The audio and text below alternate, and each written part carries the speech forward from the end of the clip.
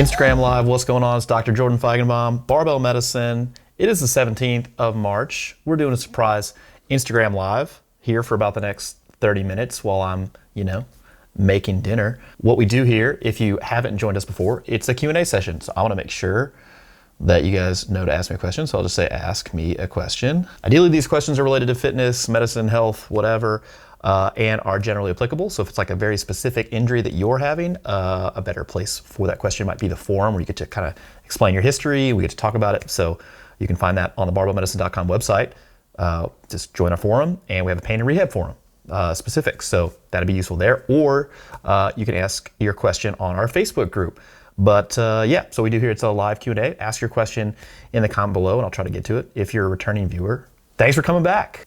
Let's see. All right, Next Level Benson asks, how would someone ideally balance lifting and running without taking many days off? This question is interesting from a few different levels. So let's address first off the elephant in the room. Most people will kind of be afraid of mixing a lot of resistance training with a lot of endurance training because they're afraid of this interference effect, i.e.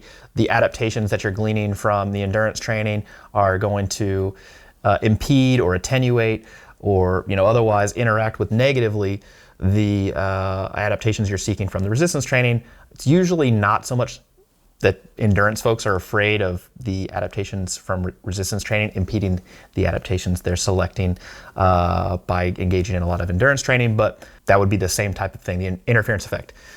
The interference effect tends to only be problematic, meaning that it's actually decreasing the fitness adaptations that you're gleaning from training when the volume of training is too high. The volume, actually, to be more correct, the overall training stress from one or potentially both elements are too high. And so effectively, you're just trying to keep your head above water and tolerate the training. You're not really able to make as good or as rapid improvement in realizing the adaptations that your training is sort of producing. So, as far as where to cut that off, it really depends on the individual, their training history, and in particular, what is their endurance training history, what is their resistance training history. But my kind of rule of thumb here is for new individuals, people new to training, or people new to endurance training, since we're barbell medicine, it's not like running medicine or like, cardiorespiratory endurance medicine. Most of the folks that we train, work with have some experience with barbells, or, that's where they're starting. So that's self-selected population. So most of those folks, if they're trying to get into endurance training, and we do program enough endurance work and aerobic work in their training to meet the current physical activity guidelines. That's one of our kind of staples. After that, it's just slowly increasing that volume. So, 3 times a week, 30 minutes for a steady state sort of cardio. That's kind of like that limit that I don't really like to go above for endurance specific work. Behavioral sort of physical activity that would fall on, and meet criteria for the physical activity guidelines, like walking, I don't really count that. But if we're talking about actual, like, you're jogging, you're running, you're rowing, you're swimming, whatever, 3 times a week, 30 minutes per time, that's kind of like that cap that I have on newer sort of trainees. They're relatively new to resistance training and they haven't done a lot of aerobic work before. That obviously goes out the window as people become more and more trained. So how to program for this? Well, it just depends on what you're going to prioritize, if anything. I don't know that you should necessarily have more days off or less days off because I don't know anything about your current program. Our endurance template, trains people 4 days a week, and you have 3 or 4 dedicated like endurance workouts that you can kind of split up. So theoretically, you could train every day, or you could take 2 days off a week or 3 days off a week if you're starting to pair some of this stuff together. It just really depends on your like training background, training history, the resources you have to training. Do you have access to a gym? Do you have access to various different modes of aerobic activity and all that other sort of stuff? But I wouldn't really worry about the interference effect unless you're just doing way too much. And then, the second part of this is like, what do you really want to get out of your training? And then you get to kind of program around that. Yo, Jordan, do you still recommend resistance training to patients who don't have immediate access to a home gym or a gym membership? I recommend resistance training to all adults, actually all individuals, based on current guidelines. Now, as far as what does that look like, it just depends on what the resources are. One of the biggest barriers to actually participating in physical activity is access. And so people are like, no excuses, you make your own sort of path. Is like, well, if you don't have access due to whatever, situation that may not be your fault, even though you are responsible for that, that's kind of a hard line to toe. So yeah, if people don't have access to any equipment at home, we have our at-home, how to exercise at home. We have a free template there, free article on how to do that. And I think that would help people meet, or at least work towards meeting those current guidelines for resistance training. I obviously think external resistance is going to be useful for most folks, making it easier for them to meet the current guidelines for resistance training. And for individuals who are chiefly concerned with performance outcomes, particularly low velocity strength or even high velocity strength power, and also muscular hypertrophy, I think having access to equipment is, makes that a little bit easier, a little more efficient. Hey Jordan, do your posture recommendations change for folks with osteoporosis? No, we don't have any general posture recommendations. Outside of that, there are many different postures that sort of, will work as far as like allowing an individual to participate in a full and complete life without excess risk of pain or injury. And that carries over to folks with osteoporosis or other musculoskeletal, or as the Aussies say, musculoskeletal conditions. Thoughts on watching video on bar speed to determine RPE if you struggle with gauging it? I think that you should really try and use how the set felt with respect to exertion level. I mean, that's the whole point of RPE. And rely heavily on that, and then allow the video and the velocity of the barbell in the video compared to previous performances to sort of fine tune it, rather than the opposite be true. I think a lot of people expect that their RPE ratings, like they're gonna be a wizard with it. It doesn't need to be very accurate, right? It doesn't need to be, well, I rated this a 7, it has to be absolutely a 7, whatever type of scale you're using. So you can use a reps in reserve scale, where a 7 means you have 3 reps left in the tank. You could have a different scale, like if you're doing singles, for example, RP7 should feel like an easy opener, or for some individuals, they might have a completely different scale, right? RP7 on a single might feel like the last warm-up before an opener if you're a competitive powerlifter, or it might feel like you have, or you just have it, that's an easy effort. I mean, you can make this with the scale whatever you want. The thing is, it doesn't have to be accurate. It just needs to be precise, meaning that you're using it and applying it the same way each time in the similar context. So I wouldn't worry about like, man, I'm just really bad at RPE. It's like, it doesn't need to be perfect. There's error in there. That's fine. As long as you're introducing the same or similar amounts of error each time, that's kind of the idea here. And then, yeah, you can fine tune it with some bar speed, but I find that, whichever way you sort of were leaning previously based on how the set felt and the workout for the day, you're going to kind of trend, and your personality type, you're going to kind of see the video and perceive it in a certain way. So if you're kind of person who tends to overshoot stuff, you got to see the video and say, yeah, so look, that thing moved quickly, right? And your friends are always going to say, yeah, it moved pretty well. And you're going to add weight, and maybe too much. I don't know. And if you're the type of person who tends to undershoot stuff and be super conservative, you're going to see, it's like, it's kind of slowed down there a little bit. And so you're going to see what you want to see. And I just don't know how much it adds unless you could objectively measure the velocity, meaning like, all right, this is how much the bar is being displaced, and here's how much time is being, has passed by, so you actually get a number.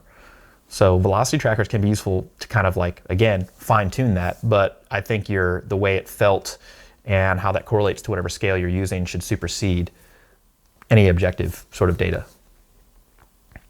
Adam Johnson, thoughts on Greek yogurt as a protein source? I love it. I eat Greek yogurt nearly every day. Yeah, one of my staples. Big fan. Big fan of Greek yogurt.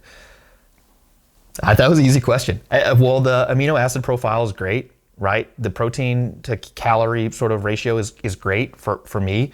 And I think for most folks, particularly if you're using the low fat or non-fat stuff, yeah, if you're lactose intolerant, probably not for you. But other than that, or vegan or vegetarian folks who don't consume dairy. Otherwise, yeah, I think it's pretty good. Bell_beefer. Aside from dietary patterns carried into adulthood, is saturated fat consumption a problem in children? It can be, yeah, if it's very, very high. It's the same recommendations apply towards adults. Not like you get a free pass because you're younger. Yeah, high consumption of saturated fatty acids in a diet, in general, increased atherosclerotic cardiovascular disease risk. In addition, and that dietary pattern is, yeah, there's a lot of inputs that go into the dietary patterns and eating environments and food environments that kind of stem from childhood. So it'd be really hard to tease all that stuff out too. Doctor, do you believe that everyone has an optimum weight to make the most strength gains possible for them? No, I do not believe that. I think there's a range probably, and that range is likely wider than people think as far as being substantially lower and probably substantially higher. That being said, when you start layering on top of that, health, health outcomes, that range probably gets a little narrower.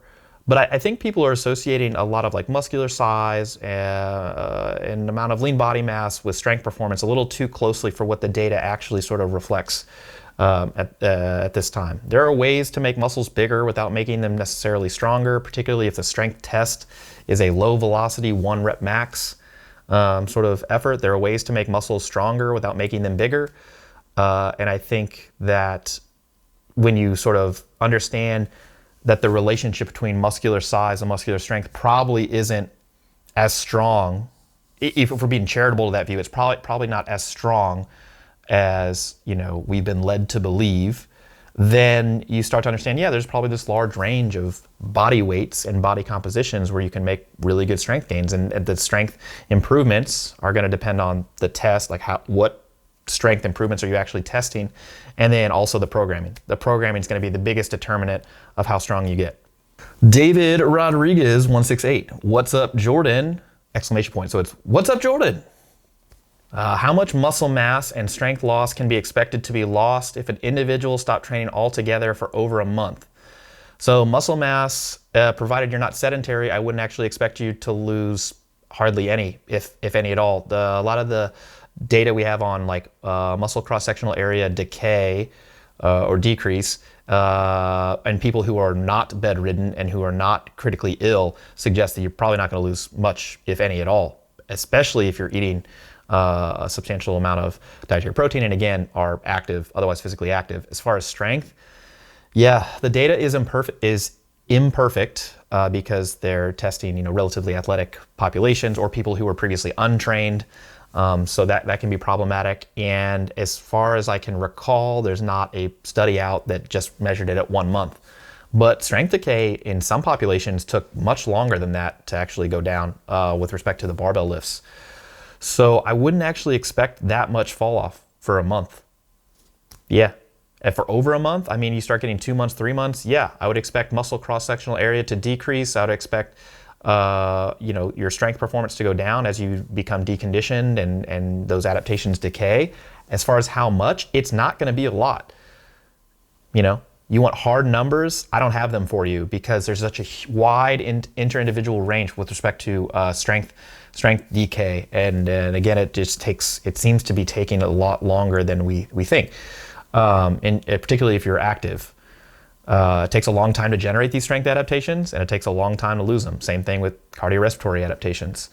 As far as, particularly if we're talking about a similar magnitude, right? As far as muscle mass goes, yeah, the muscles get smaller. You lose some muscle cross-sectional area, but the amount of this concept is called the myonuclear domain, and it's related to the number of myonuclei, which are muscle cells. Each muscle cell is responsible for a particular area of the muscle fiber as far as replacing proteins, managing damaged proteins, et cetera, et cetera. So this myonuclear domain, there's a domain for each of these cell nuclei. And so you don't lose any nuclei even if you're inactive, but the actual size of the muscle become smaller because due to disuse. So effectively, the signal to that muscle cell is like, hey, you don't need to make as much protein. And that muscle cell is like, all right, cool, I won't. But then as soon as you give it back that signal to get bigger and grow, the muscle cell goes, oh yeah, I remember what I'm supposed to do. And you get a rapid restoration in muscle cross-sectional area. Yep, that preservation of myonuclear domain is super important. What are your top 3 favorite Air Jordans that you own? Okay, yeah, so if you guys didn't know this, I'm a sneakerhead, and Jordans happen to be one of my favorites. I really do like the Air Jordan 1s, the classics. I've got the band ones are really great. I do love those. As far as new Air Jordan 1s, the Mochas that just came out, I like those. My Air Jordan 4s that I have for golf, the cement, oh boy, those things are great. And then other one, oh, Retro 5s that are white with red and blue. I mean, it's patriotic. That's why I like the band so much too. The white and the red, it's just, And I'm just not gonna spend as much money on like the off-whites or whatever, because I wear these things. So in any case, those are my favorite. Is the increased rate of muscle gain bulking greater than the subsequent muscle loss cutting when compared to bulking with a period at maintenance to recomp if being very lean isn't a priority? I guess you're asking if you gain muscle faster, do you retain more of it when you're cutting? And the answer is in general, yes. Though again, this hasn't really been directly investigated. Yeah, you gain more muscle when you're gaining more weight, but you also gain more body fat. And then when you go to lose lose body weight, yeah, you're going to lose a little bit of muscle mass, but to the extent that you can preserve that with an adequate protein diet and resistance training, and in general losing weight a little bit slower, yeah, you should be able to retain more muscle mass. The maintenance period is probably important with respect to, more important with respect to weight loss, transitioning into a weight gain phase than it is from transitioning from a weight gain phase to a weight loss phase. Basically, you get this, if you've lost weight sort of for a period of time and then you go right back to a weight gain phase, you get this sort of preferential restoration of fat mass. To the extent that you can avoid that, weight stabilization periods seem to help. I have not seen data on the opposite, where people are gaining weight and then a weight stabilization phase actually helps them preserve more muscle mass when cutting. It's theoretically possible, but I don't know that I could be confident about saying that. Tristan_J_Wright, is ketosis an actual thing that helps with losing weight, or is that just all BS? Ketosis is, by definition, is when the body's making ketone bodies due to fatty acid metabolism in the mitochondria. Being in ketosis and higher levels of ketosis via a ketogenic diet, so a diet that produces higher levels of ketosis, is one way to lose weight, provided you're in a calorie deficit. If you're asking, does a ketogenic diet produce greater weight loss outcomes or better sustained weight loss outcomes or better adherence to a weight loss diet than other types of diet, the answer to that is no. We have pretty good data on that. In fact, it looks like very low carbohydrate diets, which would include ketogenic diets, actually they tend to lose less fat mass and more lean body mass than diets that are higher in carbohydrates. Also don't tend to gain as much lean body mass when in a calorie surplus and following resistance training program. So it doesn't mean that a ketogenic diet or low carb diet or very low carbohydrate diet, which the definitions would have to be fleshed out for a really in-depth conversation of this. I do that in the book. It doesn't mean that they're not viable diets. They're perfectly fine for people that prefer that type of diet, but I don't know that I could sit here and tell you that they're any better than another type of diet, because the data doesn't say that they are. Top 3 songs for a heavy single currently, go. Yeah, so I actually have a training list on Spotify. Let's check it out. Okay, so look, man, I think that you should start out with The Alan Parsons Project, serious. It's the Chicago Bulls theme song. It gets you in the right headspace, right? Then you're going to put your belt on, start getting hype. I think you got to do Megadeth, Symphony of Destruction. I'm just saying. That one slaps.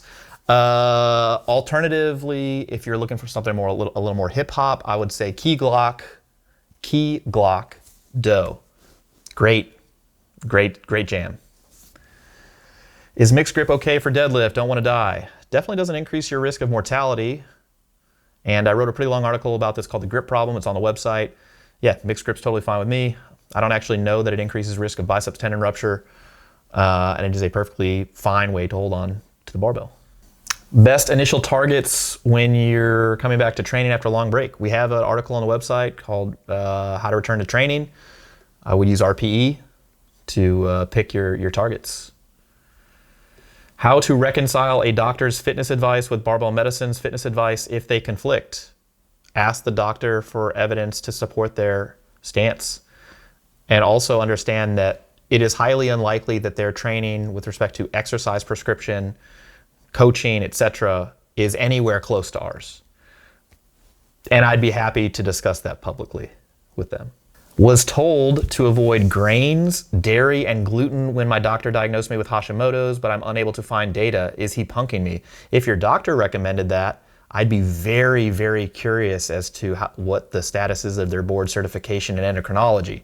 It sounds like something that a person who is not educated in this topic would say. People do say this stuff, and then when you ask for data, they go quiet because there's not data. Or they talk about anecdotes. Well, my friend or my cousin or I had a patient who did this. Yeah, there's no data on that. Would not recommend specifically switching to that dietary pattern to manage Hashimoto's, because that's not how you manage Hashimoto's. If you want to follow that dietary pattern otherwise because you prefer it, and it helps you maintain a healthy body weight and sustains your level of physical performance during physical activity, etc., that's all fine and good, but that's not how you manage Hashimoto's. Okay, you might have heard the bell earlier, and that was my dinner. Well, at least the rice portion. So I gotta go finish dinner. I have to finish making dinner so I can eat the dinner. But yeah, this was fun. Missed you guys and gals here on Instagram Live. Again, I'm Dr. Jordan Feigenbaum, Barbell Medicine. I recorded this on the fancy camera, so I'll probably put this up here later on. And next time, we'll get more of your friends. So when I post it, share it with your friends, and see you next time. Have a good night. Later.